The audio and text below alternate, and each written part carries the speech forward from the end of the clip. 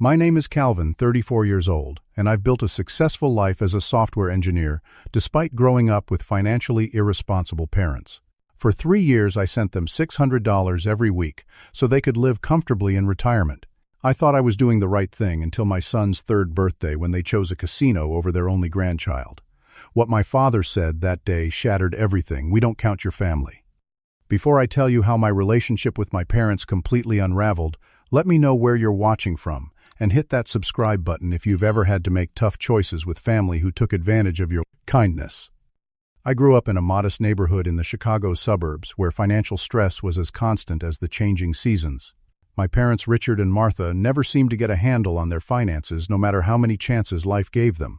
Dad bounced between jobs like a pinball, always chasing the next big opportunity that would supposedly make us rich. One month he'd be selling insurance, the next, starting a landscaping business, then pivoting to multi-level marketing schemes that inevitably collapsed. Mom wasn't much better with money. She insisted on maintaining appearances, buying brand-name clothes and hosting dinner parties we couldn't afford, all while our bank account bled red. The consequences of their financial chaos fell heavily on our household. I remember doing homework by candlelight during 8th grade when the electricity got shut off for the 3rd time that year. The worst was when I was 14 and came home from school to find our driveway empty. The bank had repossessed our car while I was in math class. My friends drove by witnessing the whole humiliating scene. Twice we nearly lost our home to foreclosure, saved only by last-minute loans from my maternal grandmother, who would lecture my parents about responsibility, while they nodded contritely, only to repeat the same patterns months later. By 15, I realized that if I wanted any financial security, I'd have to create it myself. I started working at a local grocery store stocking shelves after school and on weekends. Every paycheck went into a bank account only I could access, a lesson learned after Mom borrowed $300 from my dresser drawer to buy a designer purse. She promised to pay it back, but never did. Computers became my escape and eventually my future. Our high school had a decent computer lab, and I'd stay late teaching myself programming while waiting for my evening shift to start. Coding made sense to me in a way that my home life didn't. In code, there were clear rules and logical consequences. Actions produced predictable results. It was the opposite of watching my parents throw money at problems, only to create bigger ones. When college application time came, my guidance counselor pushed me toward programming. With decent grades and compelling essays about overcoming adversity, I secured enough scholarships to attend state college. My parents seemed proud, but also immediately started talking about how my future tech salary could help the family. I should have recognized this red flag, but I was 18 and still desperate for their approval. College wasn't easy. While other students partied, I juggled classes with 3 part-time jobs: campus IT support, weekend shifts at an electronics store, and freelance website building for local businesses. Sleep became a luxury, but my bank account slowly grew, giving me something I'd never had: financial security. The calls from home started my sophomore year. Dad needed $2,000 for a business opportunity that couldn't wait. Mom's car required repairs. Their furnace broke in January. Each time I'd send what I could, eating ramen for weeks afterward. Each time they promised to pay me back when things turned around. Each time they never did. When I occasionally couldn't help, the guilt trips were brutal. "I guess we'll just freeze then," or "We thought you cared about family." Despite these challenges, I graduated with honors and minimal student debt, a victory that felt entirely my own. During my final year of college, I met Stephanie in a database management class. Smart, kind, and from a stable family where birthday gifts didn't come with guilt attached, she was unlike anyone I'd known. On our 3rd date, I awkwardly explained my family situation, expecting judgment. Instead, she squeezed my hand and said, "That must have been really hard. I'm sorry you went through that." For someone who grew up thinking financial chaos was normal, her empathy was revolutionary. After graduation, I landed a junior developer position at a tech company in Seattle. Moving across the country from my parents felt both liberating and guilt-inducing. Stephanie followed 6 months later, with a job in project management, and we started building our life together. We lived modestly, saved aggressively, and advanced in our careers. I climbed the ladder from junior to mid-level to senior developer, each promotion bringing financial stability that still felt somewhat foreign to me. Marriage came after 3 years in Seattle, a small ceremony that my parents attended only after I purchased their plane tickets. Stephanie's parents gave us a generous check toward a home down payment, while mine gave us a blender they'd bought on clearance. I pretended not to mind, but Stephanie noticed my disappointment. They give what they can. I defended, though. We both knew the issue wasn't resources, but priorities. As we settled into our first small home and established our careers, I maintained weekly calls with my parents. The conversations inevitably turned to their financial woes, medical bills they couldn't pay, and not-so-subtle hints about how successful I must be now. Each call left me drained, caught between guilt and resentment. Stephanie would watch me pace afterward, torn between family loyalty and self-preservation. "You know," she said gently one evening, "in healthy families, parents want their children to have more than they did, not the other way around." The concept was so foreign to me that I initially dismissed it. Parents were supposed to sacrifice for their kids, yes, but wasn't it also a child's duty to care for aging parents? The question would haunt me in the years to come as the boundaries between support and enabling became increasingly blurred. 5 years ago, everything changed with a frantic midnight call. Dad's voice cracked as he explained they were 3 months behind on mortgage payments. The bank had sent a final notice before foreclosure.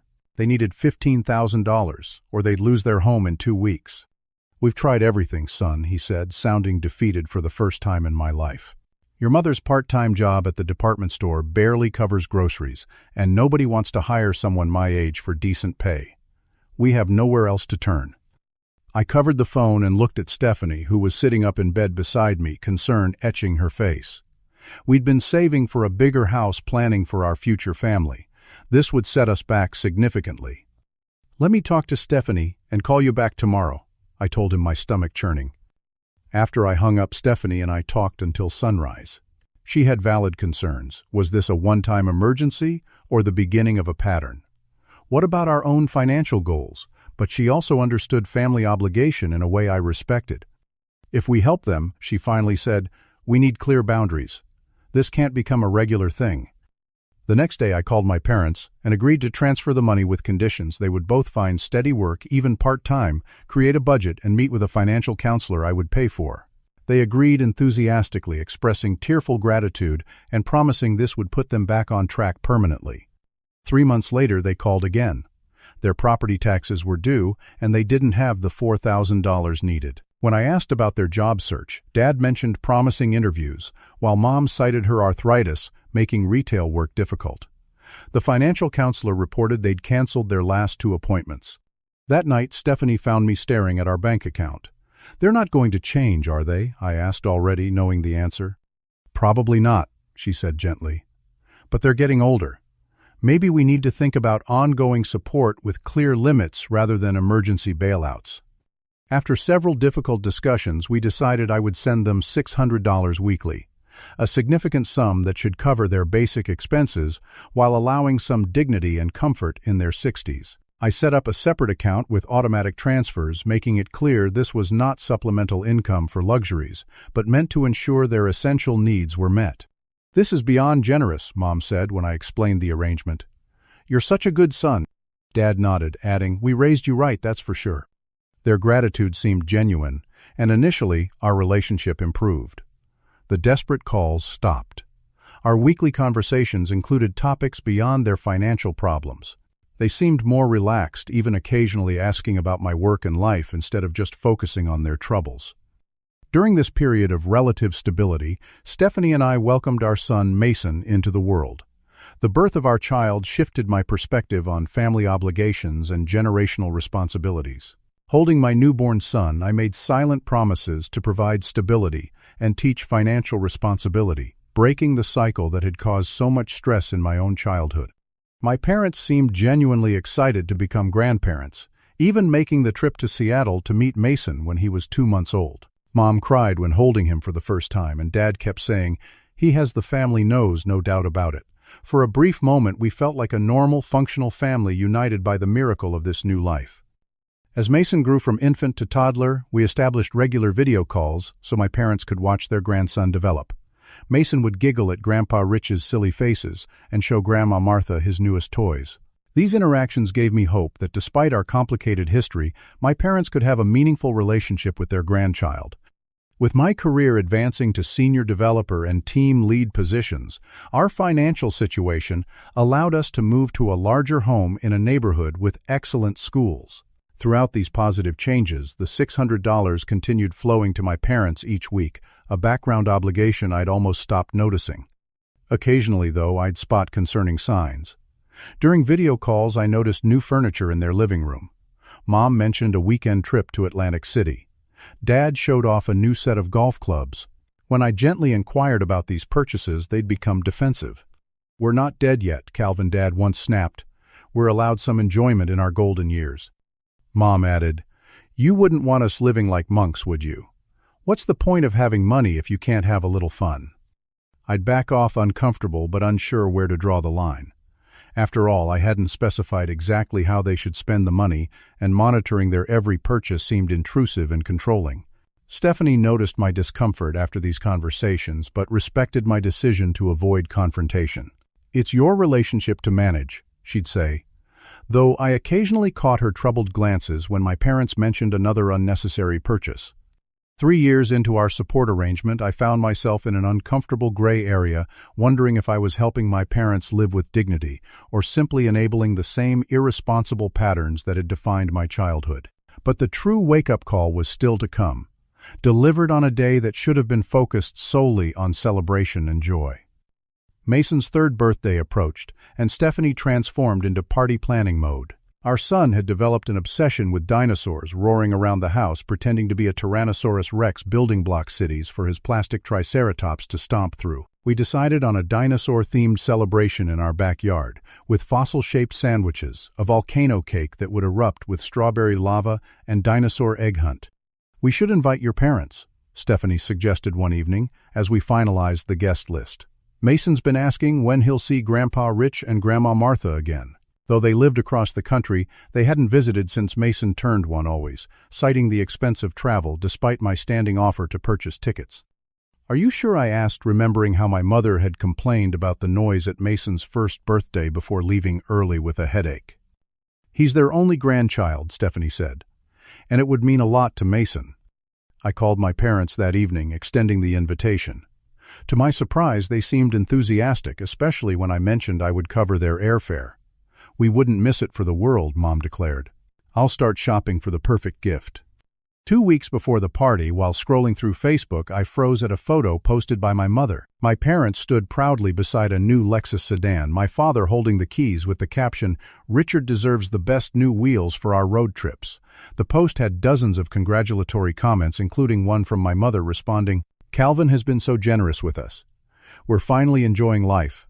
My hands shook as I showed Stephanie the post. The car easily cost $40,000, nearly a year and a half of the money I'd been sending them. "Maybe they financed it," Stephanie suggested, but her expression showed she didn't believe that any more than I did. I called them that evening, trying to keep my tone neutral. "I saw the new car on Facebook. That's quite an upgrade from the Toyota." "Isn't she a beauty?" Dad said proudly.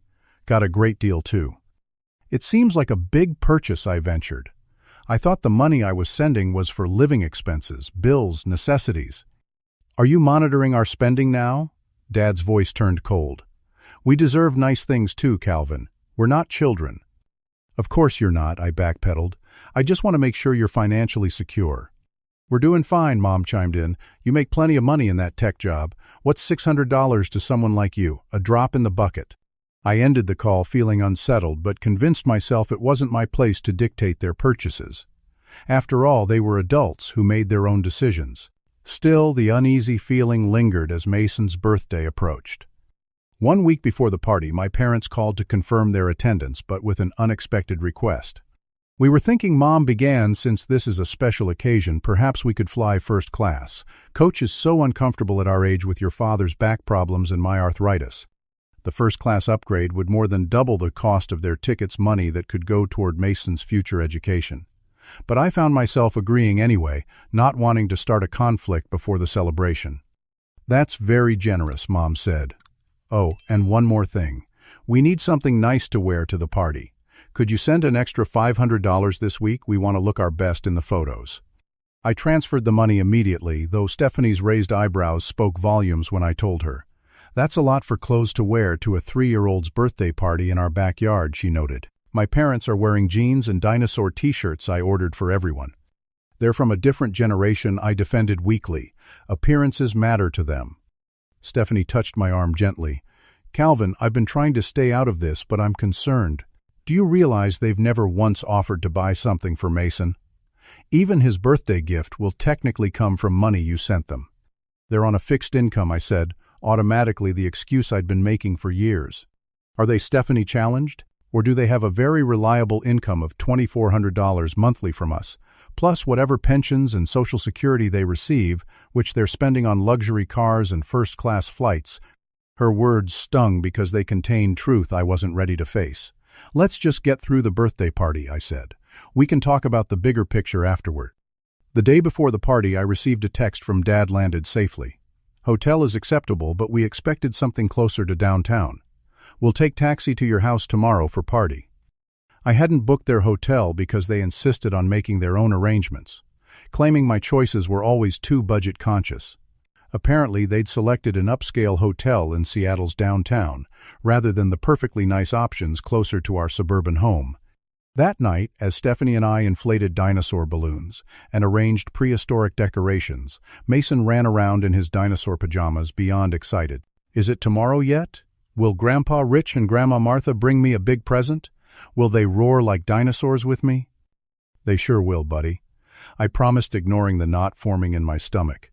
Tomorrow's going to be the best day ever. The morning of Mason's birthday dawned bright and clear, perfect weather for an outdoor celebration. Stephanie and I woke early arranging dinosaur footprints leading from our front door to the backyard where we'd set up tables, games, and a small bounce house shaped like a brachiosaurus. Mason ran around in his dinosaur costume, practicing his roars for when guests arrived. Stephanie's parents, Jim and Linda, arrived an hour early, bringing extra folding chairs and immediately jumping in to help. Jim inflated the last of the balloons, while Linda arranged the food table, stopping occasionally to chase Mason around the yard, pretending to be scared of the ferocious dinosaur hunting her. As noon approached, friends with their children began arriving. Mason greeted each one with a dinosaur roar and a hug, leading them to the activities Stephanie had organized. I checked my watch repeatedly, expecting my parents to arrive any minute. They had mentioned taking a taxi, so timing might be unpredictable, but the party had officially started. 1 o'clock came and went. No sign of my parents. I called both their phones, getting voicemail each time. I texted, party started. Everything okay, Mason's asking for you. By 2 o'clock, as Mason prepared to blow out the candles on his volcano cake surrounded by a dozen excited children and their parents, my parents were still absent. Mason looked up at me with big eyes. Where are Grandpa Rich and Grandma Martha? Are they coming to see me be 3? They're probably just running late, buddy, I said, forcing a smile. Traffic in Seattle can be tricky. Let's enjoy your cake, and I bet they'll be here soon. As Stephanie led everyone in singing Happy Birthday, I stepped away to try calling again. Still no answer. Anger and worry battled within me. Had something happened to them, or had they simply decided not to come? The party continued, with Mason opening presents, his initial disappointment fading amid the excitement of new dinosaur toys and books. Stephanie's parents compensated with extra attention and enthusiasm, though I caught Linda giving me concerned glances whenever Mason asked about his missing grandparents. By 4 o'clock, as guests began departing, there was still no word from my parents. Mason was happily playing with his new toys, but occasionally looked toward the gate when he heard a car passing. Each time his little face fell, when strangers walked by instead of his grandparents, broke my heart a little more. Maybe check the hotel, Stephanie suggested quietly as we cleaned up wrapping paper. If something happened... I called the hotel, who confirmed my parents were guests but had left around 11 that morning. So they were out somewhere, deliberately missing their grandson's birthday, after flying across the country supposedly for this very purpose. At 5:30, as we were putting away the last of the decorations, my phone finally rang with my father's number. I stepped into the garage to take the call, heart pounding. Dad, where are you guys? We've been worried sick. Mason's been asking for you all day. Oh, we decided to visit the Emerald Queen Casino instead, he replied casually. Your mother heard they have an excellent buffet. We're having a great time. I stood in stunned silence, unable to process what I was hearing. You, what? You flew across the country for Mason's birthday, and then just decided to skip it for a casino buffet. Don't be so dramatic, Calvin. It's just a kid's party. He's only 3. He won't even remember it. He's been asking for you all day, I said, my voice rising. He wanted to show you his dinosaur costume. He wanted you to see him blow out his candles. Look, children's parties aren't really our thing. Too noisy, too many germs. We'll stop by tomorrow, maybe take him to lunch or something. Dad, that's not the point. You committed to being here. Mason was counting on you. I paid for your first-class ticket specifically so you could attend his birthday. Oh, here we go, he scoffed, throwing your money in our faces again. If you're going to attach strings to everything, maybe you shouldn't offer. This isn't about money, I said, struggling to control my voice. This is about showing up for family. Family. Dad's voice turned cold. Let me tell you something about family. We don't count your family. Not really. That kid has Stephanie's blood, not ours. The words hit me like a physical blow. What are you talking about? Mason is your grandson. Stephanie's parents were always going to be the preferred grandparents, he continued bitterly. They live closer, they're more involved. We're just the afterthoughts, the obligation grandparents you invite because you feel you have to. That's not true, I protested, though his words revealed how little he understood about genuine family relationships. Besides, he added, with a dismissive snort, we raised our child already. We're done with the whole kid thing. We're enjoying our retirement now. Your retirement that I fund, I said, the words escaping before I could stop them. There it is. I knew your generosity had conditions. Poor Calvin, so burdened by helping his aging parents. Would you rather we lived in poverty? Is that what a good son wants? I looked through the garage window and saw Mason playing with the new dinosaur figure Stephanie's parents had given him, his face alight with innocent joy. In that moment, everything crystallized.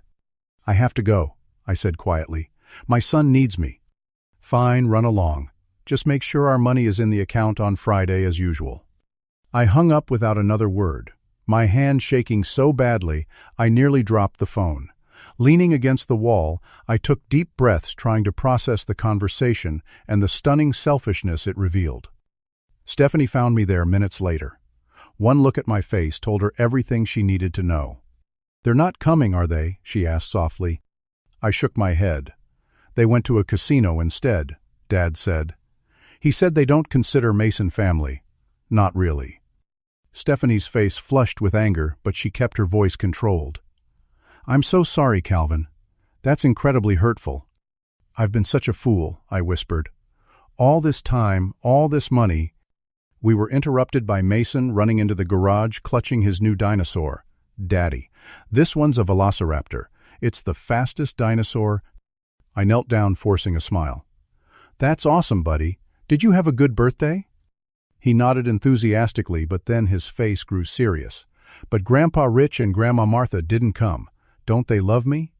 The innocent question nearly broke me. I pulled him into a hug, my voice thick. Of course they do, buddy. Sometimes grown-ups make mistakes. After Mason was bathed and in bed that night, he looked up at me with sleepy eyes. Why don't Grandpa Rich and Grandma Martha love me, Daddy? I sat on the edge of his bed, struggling to find words a 3-year-old could understand without burdening him with adult complexities. Some people don't know how to show love very well, I finally said. It doesn't mean there's anything wrong with you. You are the most lovable boy in the whole wide world. He seemed satisfied with this answer, drifting off to sleep, clutching his new dinosaur. I remained sitting there long after watching his peaceful face, making a silent vow that I would never let my parents hurt him again. Sleep eluded me that night. I lay awake, replaying my father's words. We don't count your family. How many times had I excused their behavior, made allowances, sent money, all while telling myself it was the right thing to do? Each kindness had been met with entitlement rather than gratitude. Each boundary I'd attempted to set had been dismissed or trampled. By morning, exhausted but resolved, I knew what needed to be done. While Stephanie took Mason to the park, I sat at our home office computer and began investigating exactly where my money had been going. I accessed the joint account I'd established for my parents and downloaded the last year's worth of transactions. What I found left me cold. Regular withdrawals at casinos, high-end clothing stores, expensive restaurants, a payment to a luxury cruise line, liquor stores, electronics. In between were the expected utility bills and groceries, but these necessities represented perhaps 30% of their spending. The rest was pure indulgence. All while claiming they could barely make ends meet. All while I calculated our own household budget, carefully foregoing extras so I could continue supporting them. All while Stephanie and I delayed renovating our outdated kitchen because family comes first. I then checked my parents' social media accounts, finding photos I'd somehow missed. A wine-tasting weekend in Napa Valley. New designer watches, a 70-inch television, each post garnished with comments about enjoying their golden years and living their best life. The truth hit me with crystal clarity. My parents viewed me as nothing more than an ATM. The weekly deposits weren't supporting struggling elderly parents but funding an entitled lifestyle they hadn't earned and couldn't afford on their own. Worse, they felt so little genuine connection to my family that they'd choose a casino buffet over their grandson's birthday, then have the audacity to blame me for their decision. With hands that had stopped shaking and were now steady with resolve, I made several financial moves in quick succession. First, I contacted the bank and closed the joint account I'd established for my parents, transferring the remaining balance to my personal account. Second, I canceled all automatic transfers to any accounts associated with my parents. Third, I removed them as authorized users on an emergency credit card I'd provided years ago. Finally, I froze my credit with all three major bureaus, knowing my parents had access to my social security number and birth date. Each action felt both terrible and liberating. I was breaking financial ties that had become toxic chains, prioritizing my own family's well-being over enabling destructive patterns. When Stephanie returned with Mason rosy-cheeked from playing, she found me in the kitchen making lunch. One look at my face told her something significant had happened. "Mason, why don't you go pick a book for us to read after lunch?" she suggested. Once he scampered off, she turned to me. "What's happened?" "I've cut them off," I said simply. "No more money." I checked the account activity. They've been living like royalty on our dime while lying about needing help for basics. Rather than the shock I half expected, Stephanie nodded slowly. "I suspected as much. Are you okay?" "No," I admitted, "but I will be. I should have done this years ago." "What are you going to tell them?" I glanced toward Mason's room where he was happily sorting through his bookshelf. "The truth, that their actions have consequences. That I won't fund a lifestyle for people who don't even consider my son family." After lunch and story time, while Mason napped, I composed a detailed email to my parents. I explained my decision to end financial support, citing their absence at the birthday party as the final straw in a pattern of disrespect and entitlement. I outlined the extravagant spending I'd discovered and how it violated the spirit of our arrangement. I established clear boundaries going forward: no more money, no unannounced visits, and no contact with Mason until they demonstrated genuine remorse and changed behavior. The email was firm but not cruel. I acknowledged their age and potential challenges, but emphasized that my first responsibility was to my wife and son. I ended by saying I would be open to rebuilding our relationship if they were willing to participate in family therapy and accept the new financial reality. I hit send, then blocked their numbers on my phone, needing space from the inevitable backlash. Just 40 minutes later, my work phone rang with my mother's number. I considered ignoring it, but decided to face the situation directly. "How could you do this to us?" she screamed without greeting. "We just tried to use the credit card for dinner and it was declined. Do you know how humiliating that was?" "I sent an email explaining everything," I replied calmly. "The support has ended, Mom. I won't continue funding a lifestyle for people who showed they don't value their relationship with my son." "This is elder abuse," she shrieked. "We depend on that money. We have bills to pay." "You have Social Security and Dad's pension. You have a new luxury car you can sell. You have plenty of options that don't involve taking advantage of me." "Taking advantage? After all, we did raising you. This is how you repay us." Her voice dripped with venom. "You'll regret this, Calvin. You'll never see us again." "That's your choice," I said, maintaining composure, though my heart raced. "But think carefully about whether casino visits and luxury purchases are worth losing your relationship with your son and grandson." "Put your father on," she demanded. Dad's voice came on cold with fury. "You entitled little ingrate.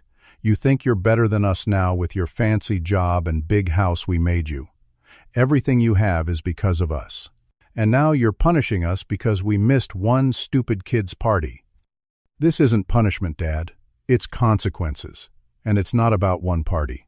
It's about years of taking without appreciation, about treating me like a bank instead of a son, about saying my child isn't really family.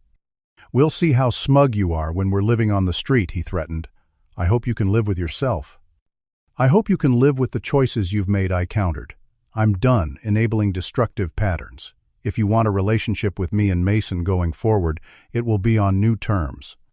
We don't need your charity or your conditions, he spat. Don't call us when you realize what a terrible mistake you've made. Goodbye, Dad, I said, ending the call and blocking that number too. I sat at my desk shaking not with uncertainty but with the adrenaline of finally standing my ground.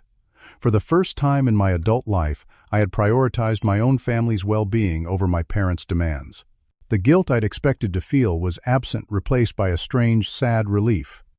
The next 2 days passed in eerie quiet. No calls, no texts, no emails from my parents. I began to hope, perhaps naively, that they had accepted my decision and were reflecting on their behavior. Stephanie noticed my relaxed demeanor, commenting that I seemed lighter somehow. It's like I've put down a heavy backpack I didn't even realize I was carrying, I explained. That peace shattered on the third morning when my phone erupted with notifications. My parents had launched a multi-platform offensive. First came calls from numbers I didn't recognize, which turned out to be hotel phones and borrowed cell phones, circumventing my blocks. Then came emails with increasingly desperate and angry subject lines. Your parents will be homeless, and how could you do this to the people who raised you, and we will tell everyone what kind of son you really are.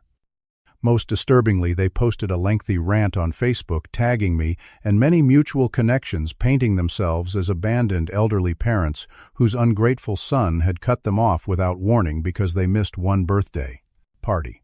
They conveniently omitted the years of financial support, their casino trip, or my father's comment about not considering Mason family. By mid-afternoon, my phone buzzed with concerned messages from extended family members who'd seen the post. My mother's sister, Aunt Patricia, called demanding an explanation for how I could abandon my elderly parents. My cousin Thomas sent a text calling me selfish and heartless. Should I respond publicly? I asked Stephanie that evening. Set the record straight. She shook her head wisely. That's exactly what they want. A public fight where they can play the victim. Anyone who really knows you won't believe their version. She was right, of course, but it didn't make the character assassination any easier to bear. I found myself explaining the real situation repeatedly to family members, some receptive, others convinced I was the villain in this story. The worst moment came when my father's brother, Uncle Robert, called while Mason was nearby. Not knowing the situation, I answered on speakerphone, only to have my uncle launch into a tirade. You ungrateful little shit. After everything your parents did for you, this is how you repay them. By cutting them off and making them beg. Mason's eyes widened at the angry voice and unfamiliar words. I quickly ended the call, but the damage was done. Why was that man so mad? Daddy Mason asked, lower lip trembling. Is he mad at me? No, buddy, not at you, I assured him, pulling him into a hug. Sometimes grown-ups disagree about things. It has nothing to do with you. But his small shoulders remained tense, and he stayed unusually quiet that evening, clearly affected by the angry interaction he'd witnessed. That night, Stephanie and I made a difficult decision: complete communication blackout with my parents and anyone acting as their proxy, at least temporarily.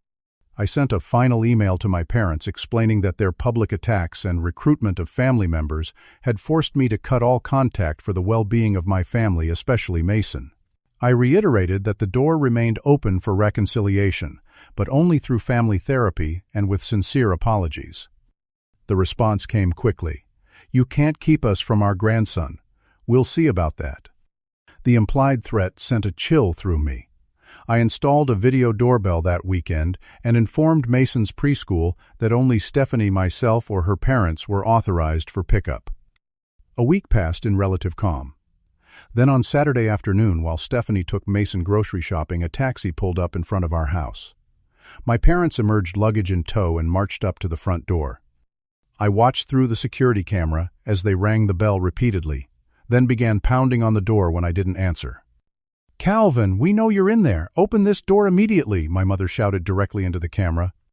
I spoke through the doorbell speaker. "Mom, Dad, I told you not to come here. Please leave." "We've flown all this way to see our grandson," Dad yelled. "You can't keep him from us. We have rights." "You chose not to see him on his birthday," I reminded them. "Please leave now. We can talk when you're calmer through a therapist." "We're not leaving until you face us like a man," Dad declared, sitting dramatically on their suitcase. "And give us back our credit card and access to our money." "It's not your money, Dad. It was a voluntary gift that ended when you showed you don't respect me or my family." They continued making a scene, their voices growing louder, drawing curious looks from neighbors walking by. When my mother began crying theatrically about being abandoned in our old age, I knew I needed to end this spectacle.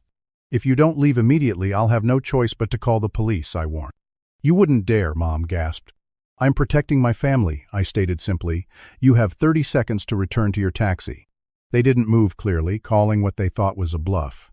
I sighed heavily and dialed 911, explaining the situation calmly to the dispatcher. 15 minutes later, Stephanie's car pulled into the driveway just as a police cruiser arrived. I rushed outside to intercept them, not wanting Mason to witness this situation, but it was too late. He was already out of the car, eyes wide at the sight of the police, speaking to his grandparents. "Grandpa Rich, Grandma Martha," he called excitedly, starting toward them. Stephanie caught his hand gently. "Not right now, sweetheart. Let's go inside and let Daddy talk to Grandpa and Grandma." The officers were professional, explaining to my parents that they were trespassing and needed to leave. My father tried arguing they had a right to see their grandson, but the police clarified that as parents, Stephanie and I controlled access to our minor child.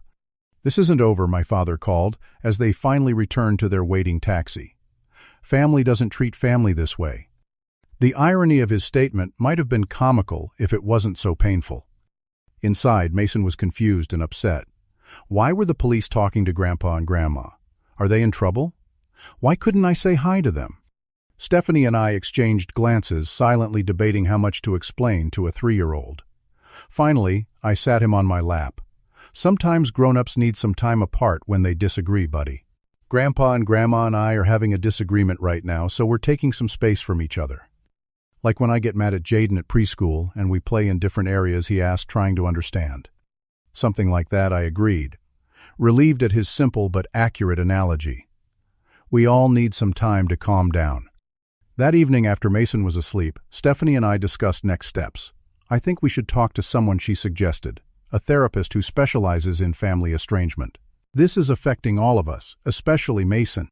I nodded, exhausted by the day's events. "And maybe consult a lawyer about a restraining order. I don't think they'll stop after today." The following week brought a new development. I received an email from Alan Peterson, my parents' landlord. He'd found my contact information on their rental application as an emergency contact. "I'm reaching out because your parents are 3 months behind on rent," his email explained. "They've always been on time previously, so I wanted to check if everything is okay before beginning eviction proceedings." 3 months behind, despite my weekly support, I stared at the screen, astonished at the depth of their financial mismanagement. They'd clearly been prioritizing luxury purchases over their basic housing needs, assuming I would always be there to bail them out of any crisis. I thanked Alan for the information, but explained I was no longer handling my parents' finances.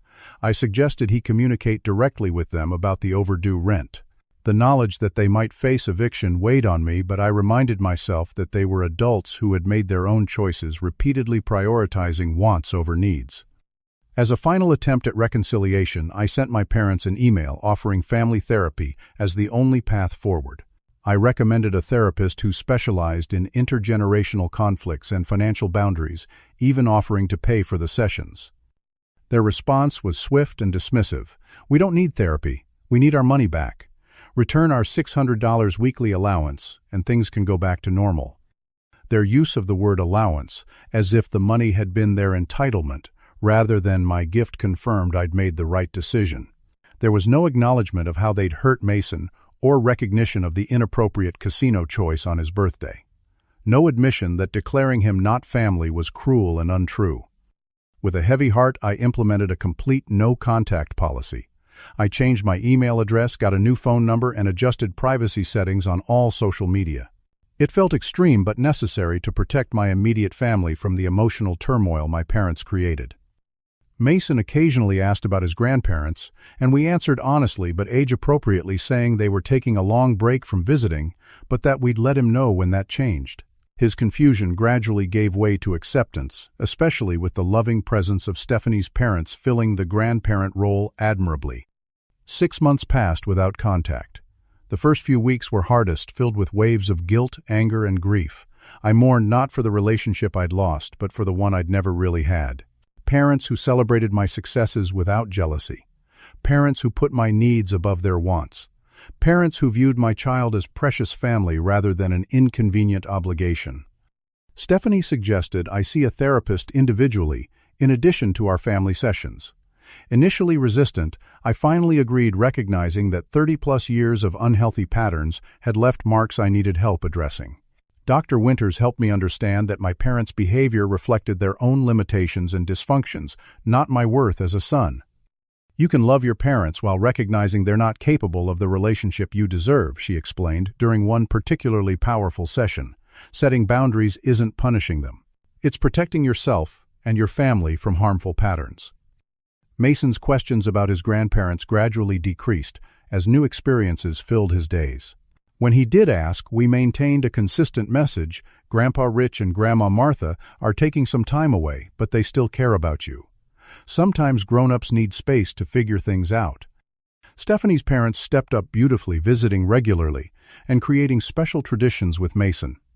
They never spoke ill of my parents or tried to replace them, simply filled the space with genuine love and attention. Watching my son bake cookies with Stephanie's mother or build model airplanes with her father showed me what healthy grandparent relationships should look like. Nearly 7 months after the birthday incident, an envelope arrived with my parents' return address. I almost discarded it unopened, but something made me pause. Inside was a handwritten letter from my father, the first time I'd seen his handwriting in years. Calvin, it began simply, I've been doing a lot of thinking since we last spoke. I was angry for a long time after you cut us off, blamed you for everything. But something your mother's doctor said recently made me realize we might have some responsibility here too. The letter continued, explaining how my mother had been diagnosed with early-stage dementia, which had potentially contributed to some of her more erratic behavior and spending. He acknowledged that they had taken my financial support for granted and made poor choices with the money I'd provided. Missing Mason's birthday was inexcusable, he wrote, and what I said about him not being family was cruel and untrue. I was lashing out because I felt guilty, but that's no excuse. He's a wonderful boy and deserves better grandparents than we've been. He ended by saying he didn't expect an immediate response or for financial support to resume, but hoped we could eventually rebuild some kind of relationship, even if it looked different than before. The letter wasn't perfect. There were still hints of self-justification and subtle blame-shifting, but it represented the first genuine reflection I'd ever seen from my father, and I decided it warranted a careful response. After discussing it with Stephanie and my therapist, I wrote back. I expressed sympathy about my mother's diagnosis and asked what treatment she was receiving. I acknowledged his effort to reach out, but reinforced that any reconciliation would need to happen slowly with clear boundaries and expectations on both sides. Mason asks about you sometimes, I wrote truthfully. If you're willing to respect our boundaries and build a relationship based on genuine connection rather than financial obligation, I'm open to careful steps toward rebuilding trust. Thus began a slow, sometimes awkward correspondence. I learned my parents had downsized to a smaller apartment they could afford on their Social Security and pension income. My father had taken a part-time job at a hardware store, and my mother was attending a support group for early dementia patients. After 3 months of letter exchanges, we progressed to occasional video calls, strictly scheduled and initially without Mason. I watched for signs of manipulation or entitlement, ready to end contact again if necessary, but saw genuine effort instead. Eventually, we arranged a meeting at a neutral location, a park halfway between our home and their new apartment. Mason was excited but shy, hiding behind my legs when we first arrived. My mother cried when she saw him, though she maintained appropriate distance until he warmed up. My father had brought a small dinosaur figure, showing he remembered Mason's interest. "We've missed you, little man," he said, simply kneeling to Mason's level rather than expecting an immediate hug. The visit lasted only an hour but went reasonably well. No mention of money or past conflicts, no extravagant gifts or promises, just simple conversation and getting reacquainted. Over the following year, we established a new kind of relationship. Limited, structured contact, clear boundaries around money, with my parents never asking for financial help and me never offering it. We focused on building genuine connections rather than obligation-based interactions. My father joined a financial literacy class for seniors, something he would have scoffed at in the past. My mother's condition progressed slowly, but she had good days where she was fully present and engaged with Mason. They attended his 4th birthday party, bringing a modest but thoughtful gift they'd clearly saved for, and stayed the entire time genuinely participating. The journey taught me painful but necessary lessons about family, that sometimes love requires difficult decisions, that enabling harmful behavior isn't kindness but complicity, that healthy boundaries aren't selfish but essential. Most importantly, that breaking generational patterns requires courage and consistency. I look at Mason now growing into a kind, responsible child who understands the value of money because we teach him age-appropriate lessons about saving and spending. I see how he's learning that relationships should be based on mutual respect and genuine care, not obligation or financial transactions. I realize that by standing firm against toxic patterns, I'm giving my son a different foundation than the one I received. My relationship with my parents will never be perfect. There are still awkward moments and occasional boundary tests, but it's healthier than it's ever been, built on reality, rather than illusion, respect, rather than exploitation. If you're trapped in a similar situation, caught between guilt and self-preservation, know that setting boundaries isn't selfish, it's necessary. Sometimes, the most loving thing you can do for yourself and others is to stop enabling destructive patterns, even when it feels impossible, even when others don't understand. Have you ever had to make a difficult decision to protect your family from toxic dynamics? Has financial support ever complicated your family relationships? Share your experiences in the comments below. If this story resonated with you, please like and subscribe to hear more reflections on complex family dynamics and the journey toward healthier relationships. Thank you for listening to my story, and remember that sometimes true growth only happens when we have the courage to say enough.